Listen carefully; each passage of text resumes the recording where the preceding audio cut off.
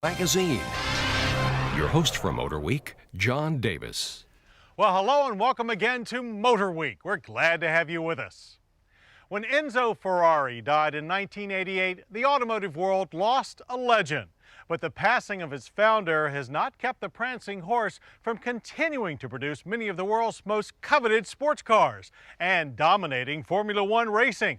And it's the Formula One race cars, which were always the most important to Mr. Ferrari, that inspired the Enzo Ferrari. But can any car be worthy of the Enzo name? Well, only the track will tell.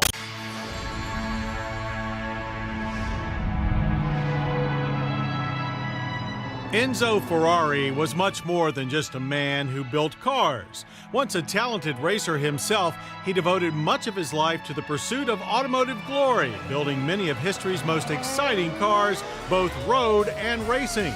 Under his guidance, Ferrari's prancing horse became a worldwide symbol for automotive excitement, as well as the ultimate symbol that you've arrived and a part of a very special and affluent tribe led by Il Commendatore himself. So when the people of Ferrari decided to build a car that would bear the name of their late great founder, they knew that it would have to be the ultimate in performance, technology, and price.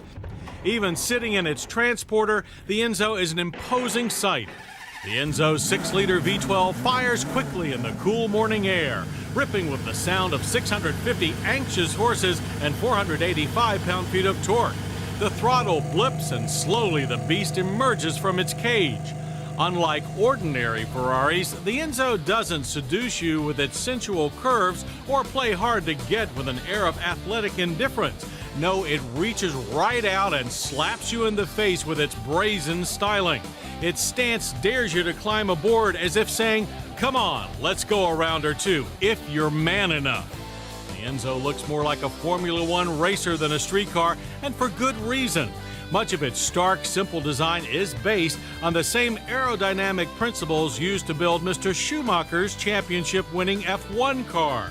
The stubby twin canopy nose rakes sharply back to a forward-mounted cockpit.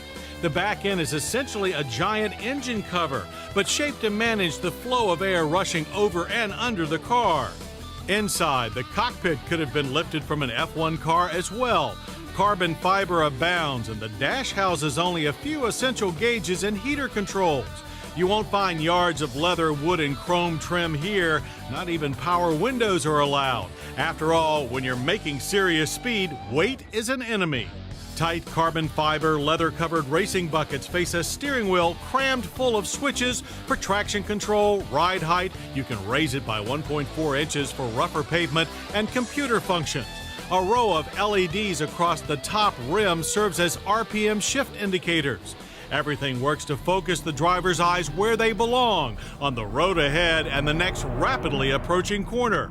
In this case, those corners were the 10 familiar turns of our favorite winter playground, Savannah, Georgia's Roebling Road Raceway. We approached the Enzo with some trepidation, knowing full well the awesome performance reputation of the car. We expected it to be a double handful to tame on the racetrack. Well, we couldn't have been more wrong. Simply put, the Enzo Ferrari is absolutely the easiest to drive high-performance car that we have ever tested. Turn the wheel and there's no coaxing it, and the power steering means no fighting for control. It simply goes where you point it. The Enzo steers with such precision that our drivers were forced to erase their memories of how to drive each corner or risk turning in too soon and running off the inside edge. Connecting the Enzo Ferrari to the track are a set of 35 Series 19-inch Bridgestone Potenza Scudiera tires. 245s up front, 345s out back.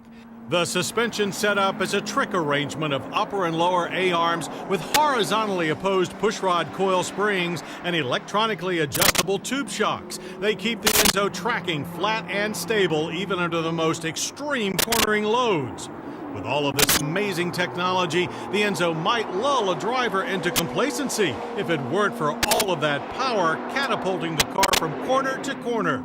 The 6-speeds paddle shifters produce rapid, smooth shifts, and the speeds this car generates are just as quickly insane. We saw 171 miles per hour at the end of the half-mile straight, a full 10 miles faster than the impressive Ferrari 575M. 0 to 60 is a blink, 3.3 seconds.